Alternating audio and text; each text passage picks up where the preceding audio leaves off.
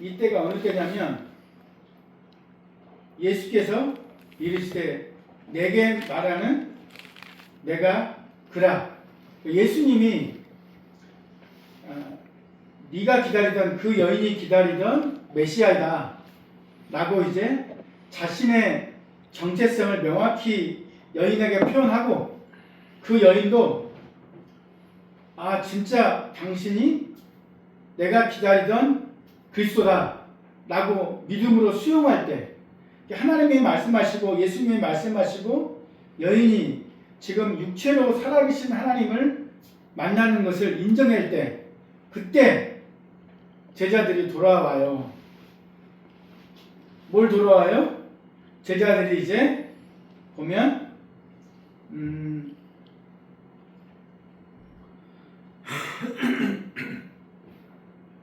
8절에 보면 먹을 것을 사러 그 동네에 들어갔은 거예요.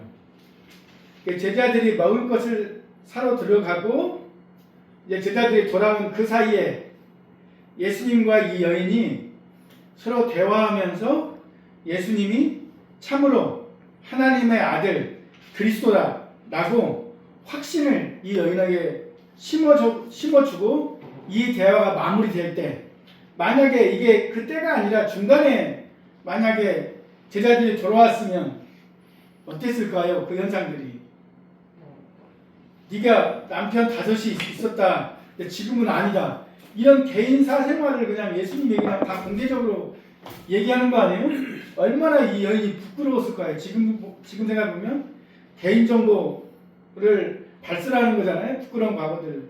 근데 예수님 그 여인의 수치스러운 것들, 실패했던 것들, 부끄러운 것들, 보여주고 싶지 않은 것들을 다 예수님하고 그 여인하고 1대1로 미팅이 완벽하게 끝나고, 그것을 통해서 자신이 하나님 되심을 드러낸 다음에 그 모든 대화가 끝날 때 이 여인이 그 제자들이 돌아왔어요. 대략 얼마 만의 시간이었을까요?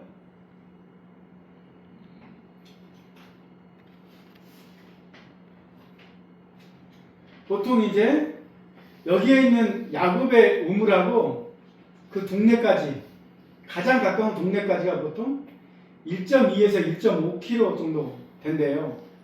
그러면 편도 보통 성인 남자가 1.5km 정도 이동하면 20분에서 25분 정도 소요되니까 곱하기 2하면 약 50분 정도 되니까 그냥 1시간으로 퉁칩시다. 근데 이제 상황을 생각해 볼게. 먹을 것을 사러 갔잖아요. 먹을 것 사러 가는데 시간이 10분 정도 걸린다고 가정하면 최소 1시간 10분이에요. 근데 유대인 남자 12명이 사마리아, 자신을 적대시하는 사마리아 동네에 들어가서 먹을 것을 사는 게 사람들이 순순히 교류를 할 수 있었을까요? 왜 너희들 사마리아 땅에 들어왔냐? 왜 너희들 내 땅 침범해서 내 땅을 더럽히냐?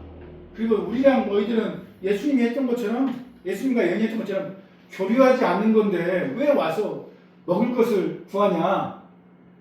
나는 어떤 적대감적인 것 때문에 최소한 1시간 10분은 넘었을 거 아니에요?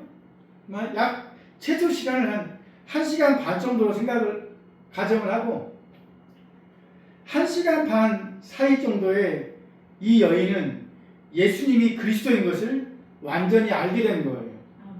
그런데 제자들이 돌아와서 하는 반응을 성경은 이렇게 표현해요.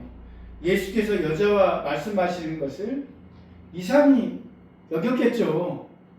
아니, 사마리아 땅에 와서 사마리아 여자랑 대화를 나누고 그 1시간 반 동안에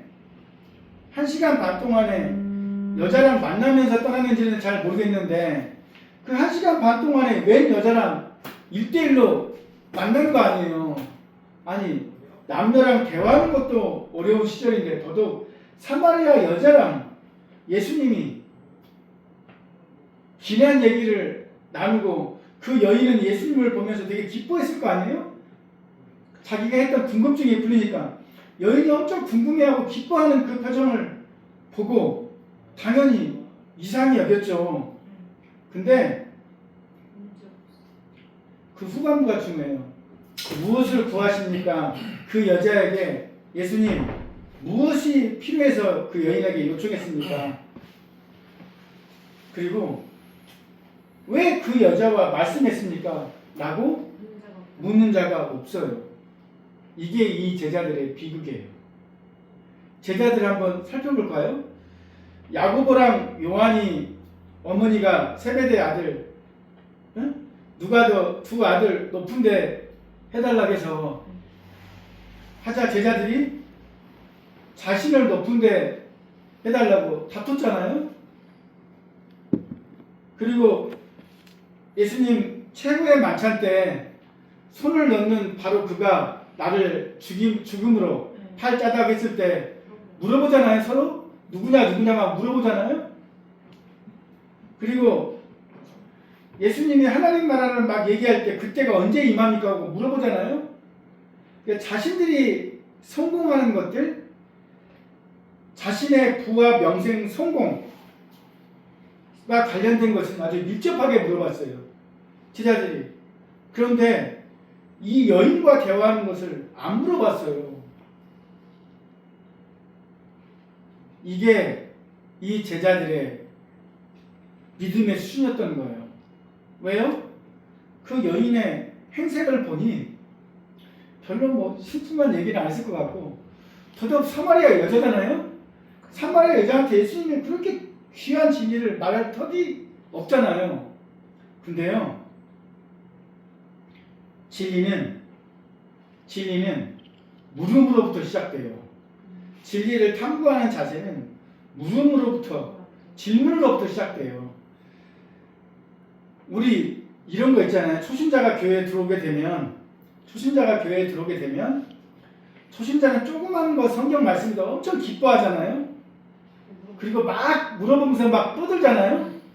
근데 기존에 있는 장로님이나 권사님들은 그래 나 소시 쪽에 그랬어 그래서 이러면서 이제 막 초신자네 라고 하잖아요. 근데 한 번쯤은 그게 정상 아닐까요? 야, 초신자들 기뻐한다. 야, 나도 저렇게 기뻐할 때가 있었지. 야, 나도 이제 예수님을 처음 만날 때 그랬는데 지금은 왜 내게는 그런 기쁨이 없지? 그리고 그런 기쁨을 내가 추구해야지. 이런 욕심이 생겨야 되잖아요. 근데 대부분 초신자들은 그래, 초신자니까 뭐 그렇지 뭐. 하나님은 원래 초신자에게 은혜를 많이 줘. 기존신자에게는 하나님이 잘 안 줘. 그냥 전도하려고 막 이런 말로 우리를 타협하는 경우가 많이 있잖아요.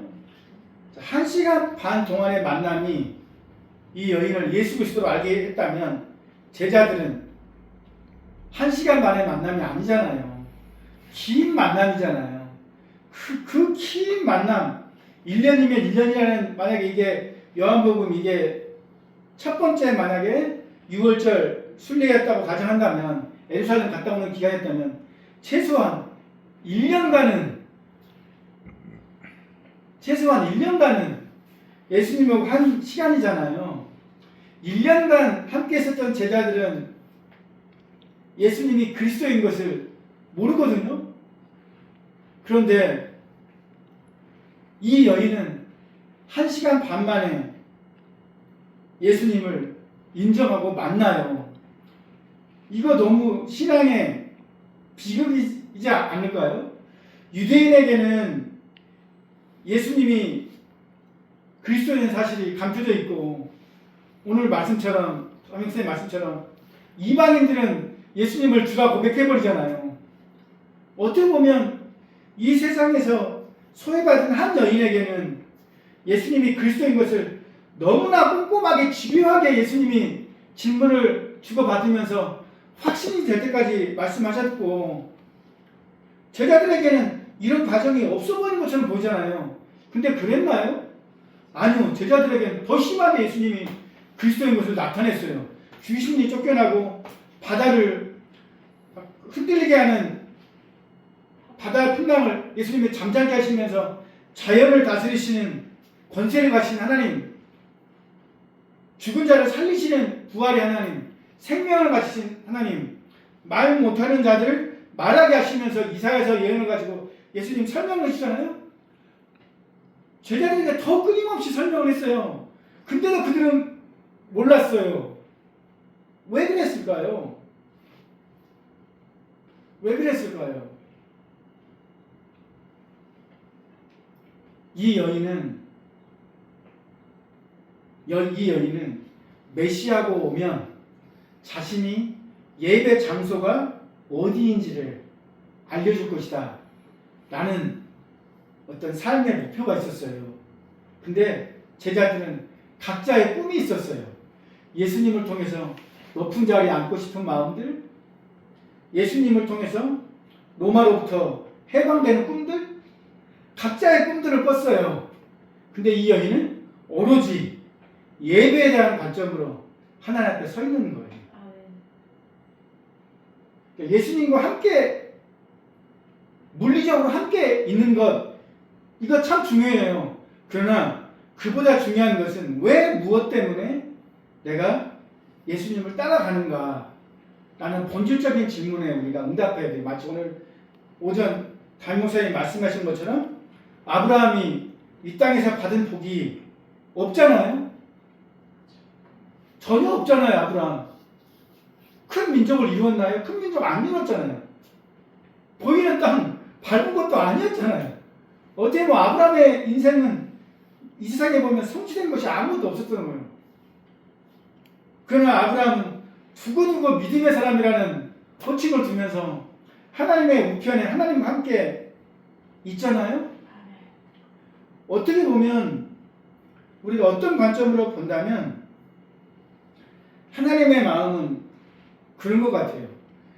내가 예수님을 따라가는 행위도 중요하지만 무엇 때문에 따라가는가 그 자체에 그 본질적인 요소에 하나님의 관심은 있어요. 마치 여기 보면 23절에 보면 아버지께서는 자기에게 이렇게 예배하는 줄 찾으신 것처럼 하나님을 따르는데 진실하게 하나님이 주시는 사명과 복을 가지고 그냥 따라가는 삶, 그리고 천국에 하나님 나라의 상이 있음을 믿고 가는 삶, 이 삶이 우리들에게는 있어야 될 것 같아요.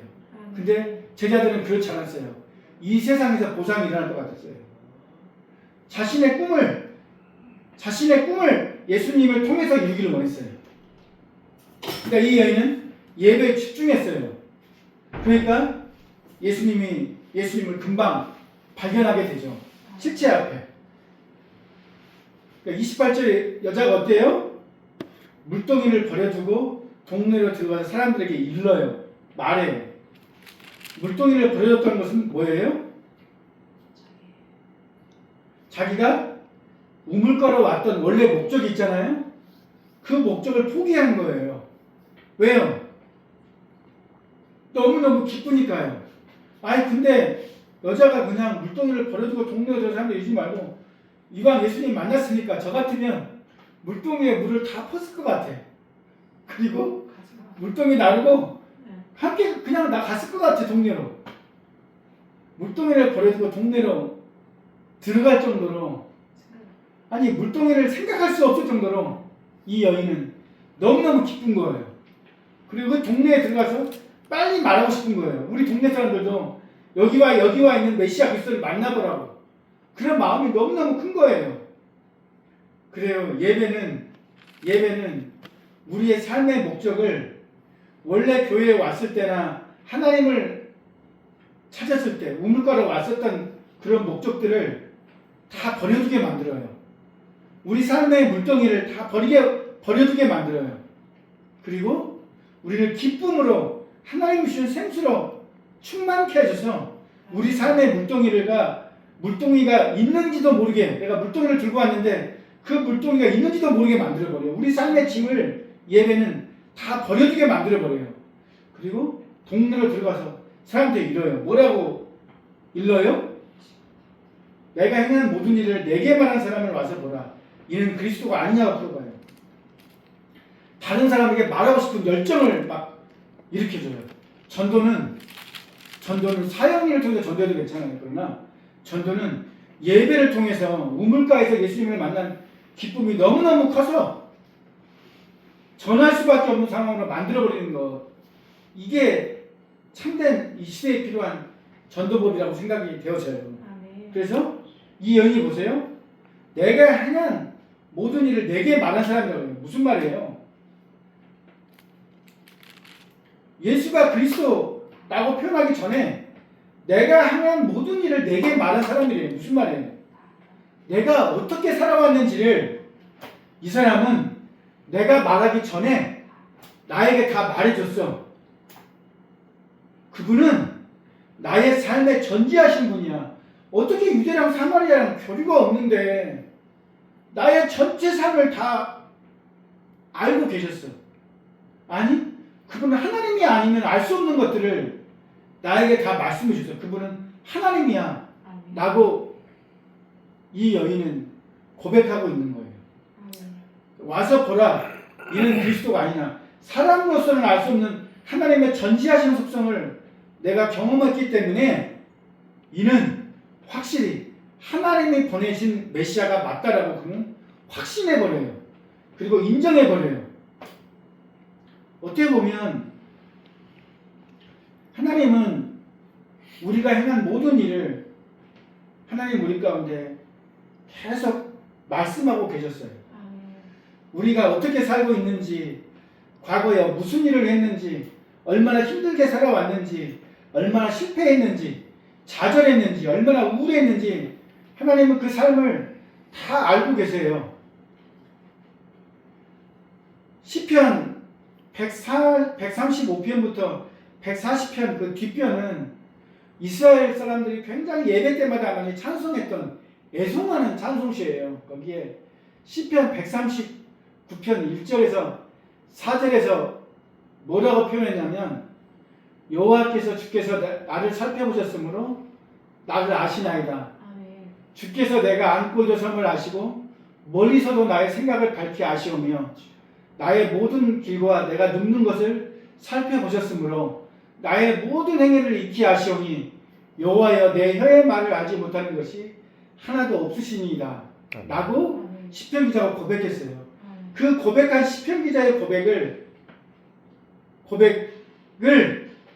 이 사마리아 오경에는 없지만 이 여인은 알게 된 거예요. 전지하신 하나님을.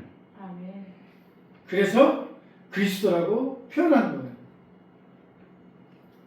그러니까 어떻게 돼요? 그 사람들이 동네에서 나와 예수께 와요.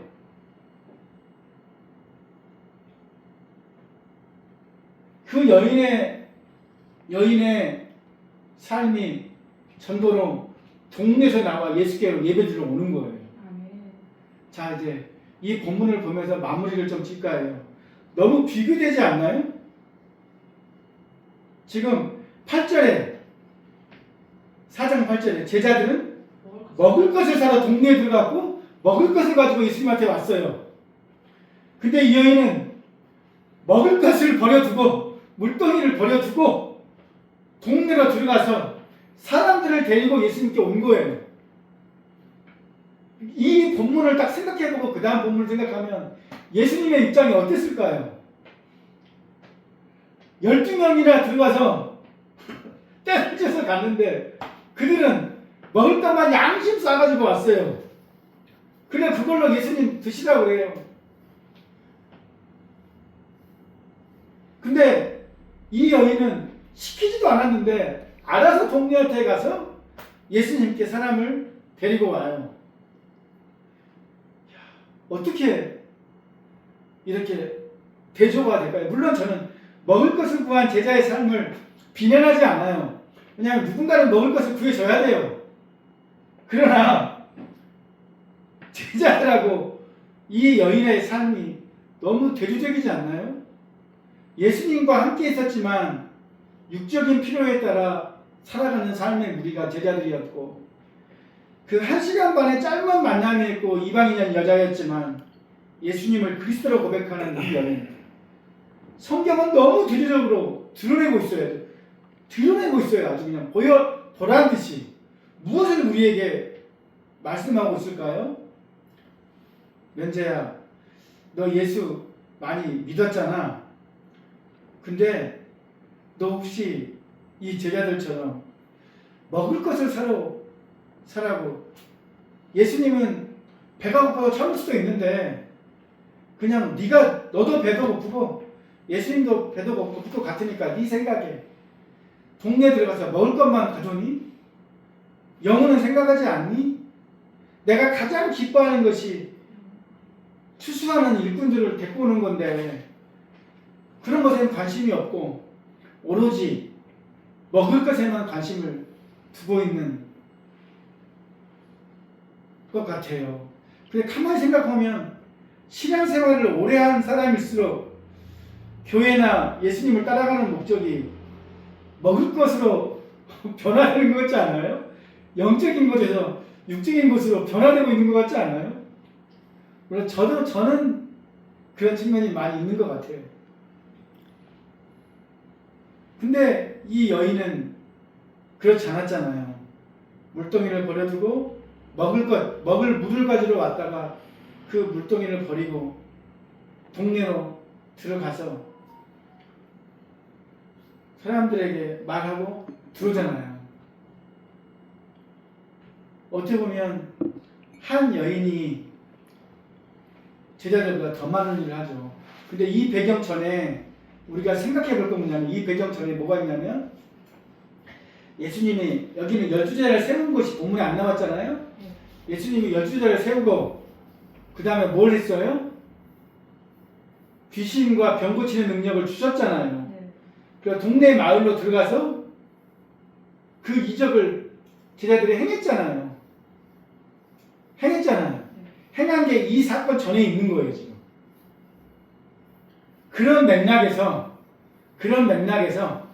이 요한복음 4장을 보면 제자들은 심한 배고픔 때문에 영혼을 동네에 가서 영혼을 전도할 여유가 그들에게는 힘적 여유가 없었고 그것까지 생각하기에는 관심이 쓰여지지 않았다는 거예요. 우리의 생활의 배고픔은 때로는 그렇게 우리를 예수님의 본질과 목적에 벗어나게 만들 수 있어요. 우리에게 여러 가지 능력을 주셨지만 그 능력을 동네에서 활용하지 않고 오로지 먹을 것에만 관심을 두는 것으로 둘 수 있어요. 그러나 진짜 배가 고팠을 때, 배고픔이 극대로할 때, 그때 신앙은 드러나게 돼 있어요. 왜냐하면 엘리사에게 임했던 그 과부처럼, 사르밧 과부처럼 그렇게 가난하고 궁핍하고 내가 어려울 때, 그때가 믿음을 보일 수 있는 계기예요. 광야에서 예수님 시험 받을 때, 극도에 배고팠을 때 사탄이 유혹하잖아요. 그 유혹에서 예수님 승리하잖아요. 마찬가지예요. 우리의 삶에도 극대로 배고픔이 왔을 때 그때 예수님의 신앙 중심으로 살아갈 수 있는 것, 이런 믿음이 우리 축복교회에게는 있었으면 좋겠어요. 아멘. 우리 함께 기도했으면 좋겠습니다. 이 여인처럼 예수님을 만난 그 기쁨이 날마다 유지될 수 있도록 오늘 장용사님 말씀 나눈 것 은혜로 우리가 기억하고 또 실천하고 또 예수가 그리스도임을 날마다 체험할 수 있도록, 그래서 내 삶에 생수가 나올 수 있도록 우리가 기도했으면 좋겠어요. 함께 우리 기도했으면 좋겠습니다. 하나님 아버지, 이 여인이 감사합니다. 우물가에 물동이를 가지고 물을 들어왔지만 예수님과의 대화를 통해서 예수님이 그리스도인 것을 발견하고 깨닫게 되었습니다. 그리고 나서 이 여인은 예수님께 먹을 것을 가지고 왔습니다. 이 여인은 먹을 것이 사람들에 대한 영혼이었습니다. 그러나 제자들은 먹을 것을 바리바리 싸가지고 예수님한테 왔습니다. 하나님, 제가 신앙생활 하는 것이 어떻게 보면 제자들처럼 먹을 것을 가지고 먹을 것을 공부하는 그렇게 살아가지 않도록 천국에서 크게 받을 상이 하나님, 무엇일지, 예수가 그리스도인 것을 무엇으로 증거할 수 인하여 있도록 내가 천국에서 그것이 하나님의 기쁨인 복이 것을 무엇일지를 알게 하나님 우리가 알 하여서 수 있도록 도와주십시오. 하나님 생명을 하나님, 전하고 그러기 위해서는 예수님을 하나님, 내가 먼저 증거하는데 나의 내가 행한 인생을 모든 많은 일을 내게 말한 시간들을 사람이 사용하게 예수님인 해주시고 것을 하나님 내가 깨달아지는 삶이 필요합니다. 하나님 내 삶에 내 우물가에서 아버지 하나님 내가 행한 모든 일을 내게 말하는 것이 그리스도인 것을 하나님 들을 수 있도록 성령님 내 귀를 열어주시길 소망합니다. 깨닫게 해주시길 소망합니다. 우리 장로님과 목사님, 사모님이 그런 깨달음 속에 살아갈 수 있도록 주님 우리 축복계를 그렇게 주님이 세우시길 소망합니다. 그렇게 주님 인도하시길 소망합니다.